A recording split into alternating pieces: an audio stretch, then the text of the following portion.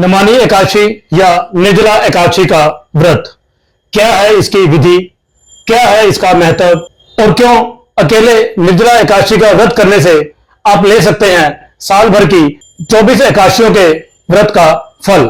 क्या है इसके पीछे की कहानी, क्या है इसके पीछे का राज। नमस्कार, मोगा टुडे न्यूज के खास सेगमेंट खबरों से हटके में आपका एक बार फिर से स्वागत है। साथियों, जैसे कि हम जानते हैं कि नमानी एकादशी, जिसे कि निर्जला एकादशी भी कहा जाता है, का त्योहार आ गया है, उसका व्रत आ गया है।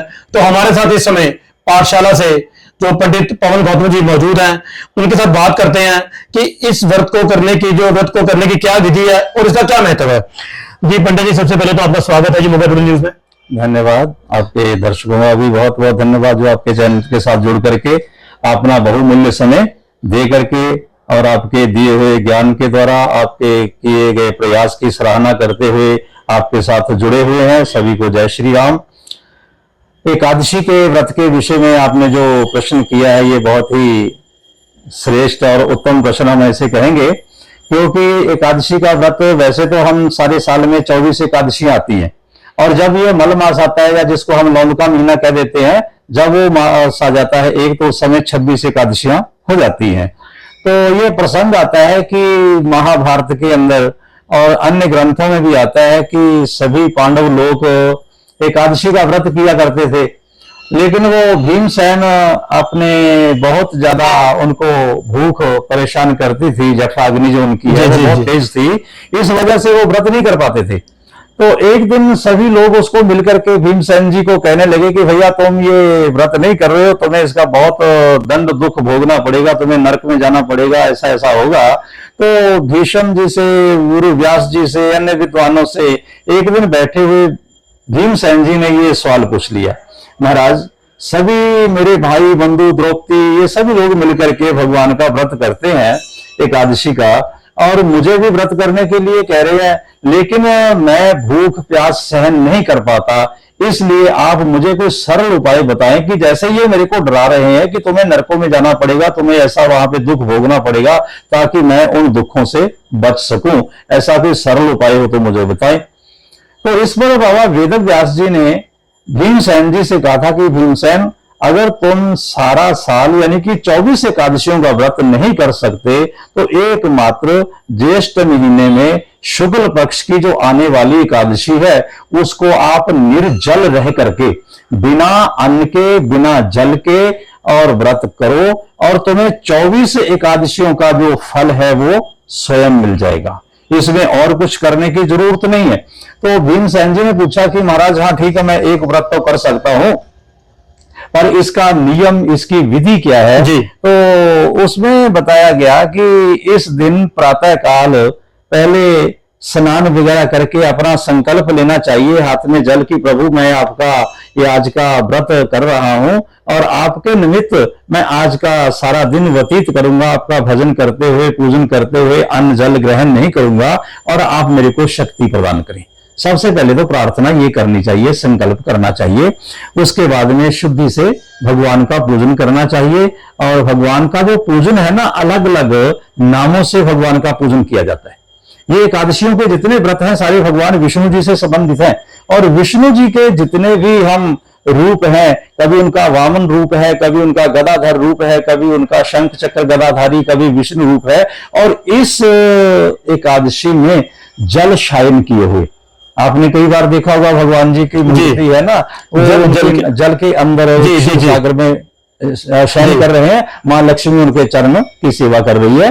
तो ऐसे भगवान जी का इस रूप में पूजन करना चाहिए, और इस रूप में भगवान का पुष्प लेकर के धूप दीप चंदन इनसे पूजन करते हुए सारा दिन भगवान का भजन कीर्तन, अगर इसमें कोई ज्यादा अपने को समय ना मिले तो चलते फिरते भी भगवान के किसी नाम का उच्चारण कर सकते हैं, जैसे ओम नमो नारायणाय, ओम नमो भगवते वासुदेवाय, अन्य बातों से हट करके, और इस दिन ज्यादा से ज्यादा, अधिक से अधिक समय भगवान के सिमरन में लगाना चाहिए, और जिससे लोगों का भला हो, ऐसा जो कार्य है वो हमें करना चाहिए। और अपने मन के अंदर से जितना भी कोई मल है, कोई द्वेष है, कोई क्रोध है किसी के प्रति, ये नहीं रखना चाहिए। और इस एकादशी में जो इस विधि से व्रत करते हैं तो अगले दिन प्रातः काल उठ करके फिर भगवान का पूजन करना चाहिए। पहले दिन भगवान का पूजन करते हुए जी, ग्रंथों में संकल्प लेना है, भगवान का पूजन करना है। एक नारियल कलश के ऊपर रख करके वहां पे भगवान का पूजन करें। और कोई भगवान की मूर्ति आपको ना मिल सके तो शालग्राम जी की, ठाकुर जी की जो मूर्ति होती है उसको आप पंचामृत से स्नान करवा के उसका भी पूजन कर सकते हैं। अगले दिन सुबह प्रातः काल सूरज उदय के बाद स्नान वगैरह, सूरज उदय से पहले स्नान करना है और सूरज उदय के बाद में भगवान का पूजन करते हुए यथाशक्ति जो भी अपने पास कोई अन्न का दान वगैरह हो सके तो उसको करना चाहिए। अगर कुछ और नहीं हम कर सकते, कोई अन्न वगैरह का दान या किसी प्रकार से हमें कोई समय नहीं है या किसी भी कारण हमारा वो नहीं बन रहा है साधन, तो आप और कुछ नहीं हो सकता तो गाय के लिए थोड़ा चारा डाल दें। ठीक है जी। और भगवान जी से प्रार्थना करें कि प्रभु मेरे पास यही प्राप्य है और इसी से आप मेरे ऊपर कृपा करें, तो भगवान उस व्रत से भी प्रसन्न होकर के हमारा कल्याण करते हैं।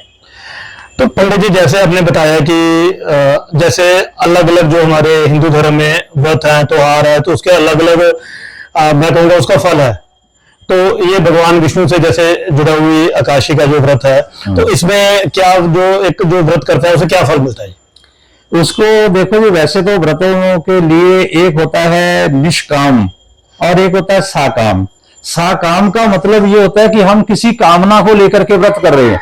जैसे हम भगवान की पूजा करते हैं, 21 दिन भगवान हम तुम्हारे मंदिर में आकर के जल चढ़ाएंगे, दीप को जलाएंगे, हम राधा रानी जी के, भगवान कन्हैया जी के श्रृंगार करेंगे, हमारा बेटा पास हो जाए, हमारे बेटे की अच्छी नौकरी लग जाए, इसलिए हम व्रत कर रहे हैं कि हमारे बेटे की शादी हो जाए, तो वो है साकाम। ठीक है जी। और जो साकाम भाव से नहीं, जो निष्काम भाव से करते हैं, तो उनके लिए है कि उनको धर्म, अर्थ, काम और मोक्ष प्रभु कृपा से चारों चीजें सुलभ हो जाती हैं। तो जैसे मैं कहूंगा कि विष्णु भगवान जो है माँ लक्ष्मी के स्वामी हैं और धन से जुड़े हुए हैं, तो धन प्राप्ति का इसमें क्या रहता है जी? धन प्राप्ति के लिए तो ऐसा है कि भगवान विष्णु की जी के जब हम चरणों की सेवा करेंगे तो भगवान नारायण जी के चरणों से आई हुई लक्ष्मी हमारे घर में सुख शांति प्रदान करेगी। और लक्ष्मी माता जब नारायण जी के साथ में आएंगी तो हमारे ऊपर कृपा करेंगी। जब अकेली लक्ष्मी जी आएंगी तो आकर के हो सकता है हमारे विचारों को और हमारी मति को भ्रमित कर दें। तो ये थे पंडित पवन गौतम जी। जैसे उन्होंने बताया कि कई बार जब अकेली लक्ष्मी जी आपके यहाँ विराजमान हो जाती हैं तो हमारी बुद्धि भी भ्रष्ट हो जाती है। तो अगर वो भगवान विष्णु के साथ आएंगी तो बिल्कुल जो घर में सुख शांति के साथ, समृद्धि के साथ धन की जो वर्षा तो होनी ही होनी है। तो अगर आप भी धनवान होना चाहते हैं तो हम मोगा टुडे न्यूज की तरफ से यही आस करेंगे कि आप भी जो है अपना जो ये निर्जला एकादशी का जो व्रत है, जिसमें कि सारे साल भर की एकादशियों का एक मैं कहूँगा एक व्रत करने से जो फल मिल सकता है, तो आप अगर कर सकते हैं। सबसे पहले तो देखिए गर्मी बहुत ज्यादा है और अपनी सेहत का बिल्कुल ख्याल रखें साथ में, और जो व्रत करने के सक्षम है उन्हें ये व्रत बिल्कुल करना चाहिए। मोगा टुडे न्यूज के लिए सहयोगी अशोक मौर्य के साथ मनीष जिंदल, मोगा।